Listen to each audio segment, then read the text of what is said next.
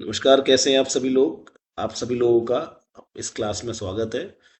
हम MSc first semester के लिए जो physical chemistry advance physical chemistry है उसका हम जो पहला चौथा यूनिट है उसको डिस्कस कर रहे थे। और उसमें हम ऑपरेटर्स के बारे में पढ़ चुके थे। और ऑपरेटर्स में भी हमने कॉम्यूटेशन को डिस्कस कर लिया था। और कॉम्यूटेटर क्या है इसको पढ़ लिया था। आज हम एक केस देखेंगे। आज हम पोजीशन ऑपरेटर और मोमेंटम ऑपरेटर पे कॉम्यूटेशन को अप्लाई करेंगे और वहां पे क्या वैल्यू आती है, कॉम्यूटेटर क्या आता है उसको देखेंगे। ठीक है, चलिए चलते हैं फिर। तो हमारे पास क्वेश्चन क्या रहेगा, हम पहले क्वेश्चन नोट कर लेते हैं फिर हम इसको सॉल्व करेंगे। तो क्वेश्चन हमारे सामने क्लियर है कि क्या पोजीशन ऑपरेटर और मोमेंटम ऑपरेटर का जो कॉम्यूटेटर है उसका क्या वैल्यू है, इसको हमें फाइंड आउट करना है। तो बहुत ही आसान है। हमें कॉम्यूटेशन क्या है, कॉम्यूटेटर या कॉम्यूट करना क्या होता है, ये मैं पिछली क्लास में आपको बता चुका हूं कि जब दो ऑपरेटर्स की वैल्यू हम एक साथ फाइंड आउट कर सकते हैं तो हम कहते हैं कि वो दोनों ऑपरेटर कॉम्यूट कर रहे हैं। ठीक है, जब हम दो ऑपरेटर्स की वैल्यू को एक साथ क्या कर सकते हैं, फाइंड आउट कर सकते हैं, तो फिर हम कहते हैं कि भाई वो दोनों ऑपरेटर क्या हैं, एक साथ कॉम्यूट कर रहे हैं। और कोई दो ऑपरेटर कॉम्यूट कर रहे हैं कि नहीं कर रहे हैं, इसको कैसे पता करते हैं, तो इसकी जो गणित होती है, इसकी गणित को, इसकी मैथ्स को हम कहते हैं कॉम्यूटेशन। इसके लिए हम दोनों ऑपरेटर को एक साथ लिखते हैं। ठीक है, एक बॉक्स के अंदर लिखते हैं दोनों ऑपरेटर को और बीच में कॉमा लगाते हैं, तो इसी को हम कॉम्यूटेशन का सिंबल कहते हैं। और जब हम दो ऑपरेटर का कॉम्यूटेशन करते हैं तो फॉर्मूला जब खुलता है तो फॉर्मूला होता है ए बी माइनस बी ए। ठीक है, तो ये हमारे पास फॉर्मूला होता है। तो ए बी माइनस बी ए ये हमारे पास फॉर्मूला होगा। इन दोनों को सॉल्व करके जो आंसर आता है उसी को हम कहते हैं कॉम्यूटेटर। और अगर वो कॉम्यूटेटर का वैल्यू जीरो आ जाता है तब हम कहते हैं कि ये दोनों ऑपरेटर क्या हैं, एक दूसरे के साथ कॉम्यूट करेंगे। इन दोनों ऑपरेटर की एक साथ वैल्यू फाइंड आउट की जा सकती है। मेरी बात समझ रहे हैं? मतलब कि ये दोनों ऑपरेटर का हम क्या करेंगे, कॉम्यूटेशन करेंगे।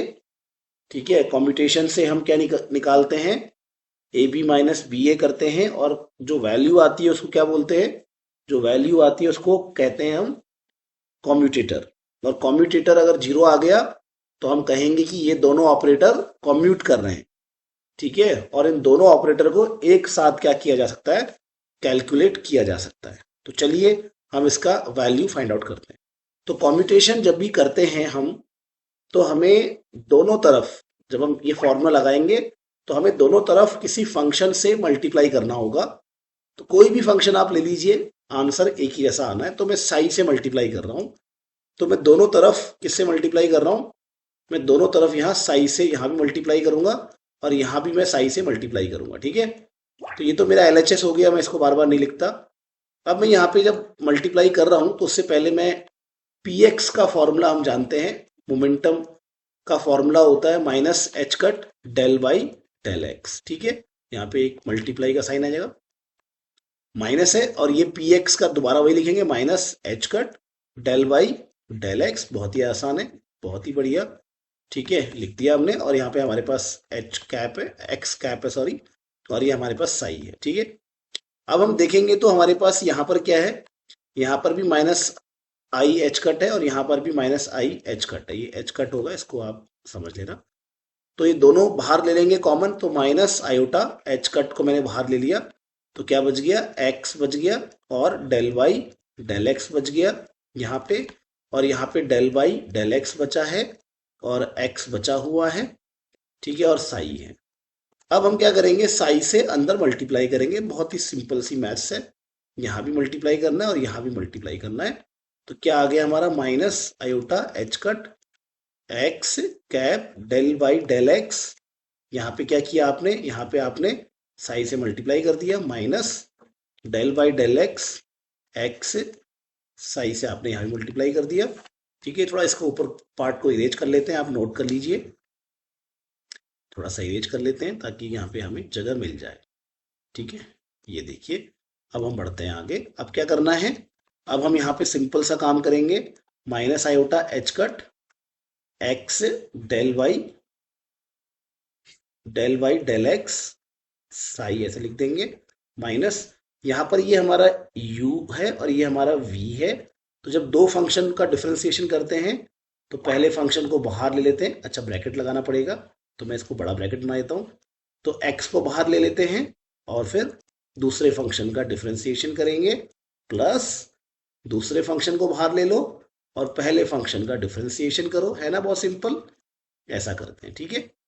अब इसको सॉल्व कर लेंगे तो माइनस आयोटा एच कट, वाह बहुत सिंपल हो गया, और यहाँ पे x del psi upon del x हो जाएगा, और यहाँ पे आप ब्रैकेट खोल दीजिए तो x cap del psi upon, cap लगा के रखते हैं कोई बात नहीं, ये सब सही है चलता है। तो यहाँ पे dx हो जाएगा, डेल एक्स हो जाएगा, और ये देखो x का डिफरेंशिएशन करेंगे तो आंसर कितना आ जाएगा, 1 आ जाएगा। तो यहाँ पे सही, अच्छा माइनस है तो आपने ब्रैकेट जब ओपन किया तो क्या हो गया, जब आपने ब्रैकेट ओपन किया तो क्या होगा, ये साइन हमारा यहाँ पे चेंज हो जाएगा। तो साइन यहाँ माइनस कर देंगे और हमारा ये दोनों ऑलमोस्ट कट जाएंगे तो हमारा आ जाएगा इस प्रकार से। अब ये दोनों भी तो सेम है तो ये भी कट गया। अब माइनस माइनस क्या हो जाएगा, प्लस, तो आयोटा एच कट साई।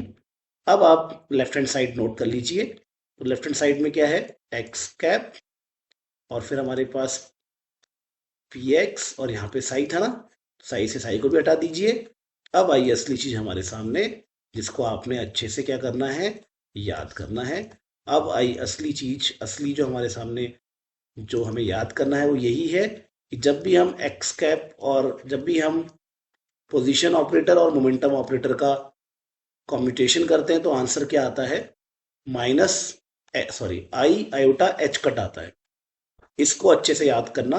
अब ये एक प्रकार से आपके लिए फैक्ट हो गया, इसको रट लेना कि पोजीशन ऑपरेटर और मोमेंटम ऑपरेटर का जब क्या करेंगे, कॉम्यूटेशन करेंगे तो आयोटा एच कट आंसर आएगा। This is our very very important fact, इसको ध्यान रखेंगे, ठीक है, इसको अच्छे से ध्यान रखना है। अब यहाँ पे जो चीज इंपॉर्टेंट है वो ये है कि यहाँ पर ये जो कॉम्यूटेशन किया तो कॉम्यूटेशन करके जो आंसर आया है, इस आंसर को क्या कहते हैं हम, कॉम्यूटेटर कहते हैं, ठीक है। ये आंसर क्या है, कॉम्यूटेटर है, और कॉम्यूटेटर जीरो नहीं आ रहा है, यहाँ पे जीरो नहीं आ रहा है। अगर कॉम्यूटेटर जीरो आता है तो हम कहते हैं कि ये दोनों एक साथ निकाले जा सकते हैं, ये दोनों ऑपरेटर एक साथ कैलकुलेट किए जा सकते हैं, ठीक है, ये दोनों ऑपरेटर कॉम्यूट कर रहे हैं।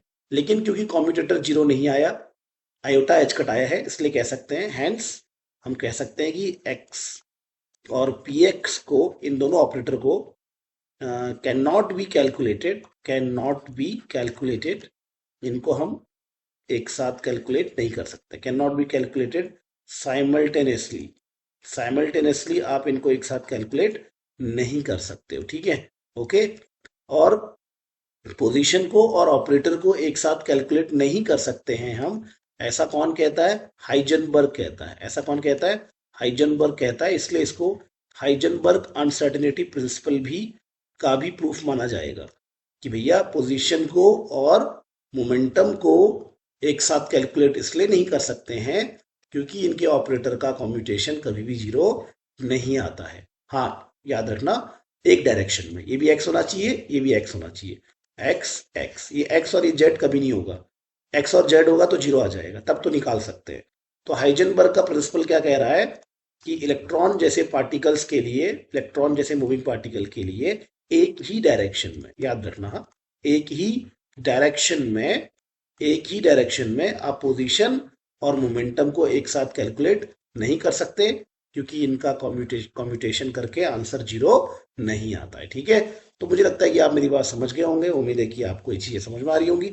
अगली क्लास में हम कॉम्यूटेशन, जो ये कॉम्यूटेशन हम पढ़ रहे हैं ना, ऑपरेटर का जो कॉम्यूटेशन हमने किया, इसकी भी अपनी खुद की गणित है, इसकी भी अपनी खुद की मैथमेटिक्स है, उसको हम अगली क्लास में देखेंगे, थोड़ा देखेंगे, फिर हम अपने सिलेबस में वापस लौट जाएंगे, जो हमारा सिलेबस है हम उसमें वापस लौटेंगे और उसकी सारी बातों को हम फिर डिस्कस करेंगे, ठीक है। मतलब अभी मैं आपको केवल ऑपरेटर्स की ही कुछ खास बातें पढ़ा रहा हूँ, फिर हम जब ये पढ़ लेंगे कॉम्यूटेशन को ढंग से, तब हम यहाँ पे जाएंगे derivations of Schrodinger wave equation और कॉन्सेप्ट ऑफ ये कार्टेशियन एंड सेमी ये स्पेरिकल कोऑर्डिनेट्स। तो ये सारी बातें हम फिर जो है बाद में करेंगे। तो ठीक है, बने रहिए। धन्यवाद। अपना आपका दिन शुभ हो।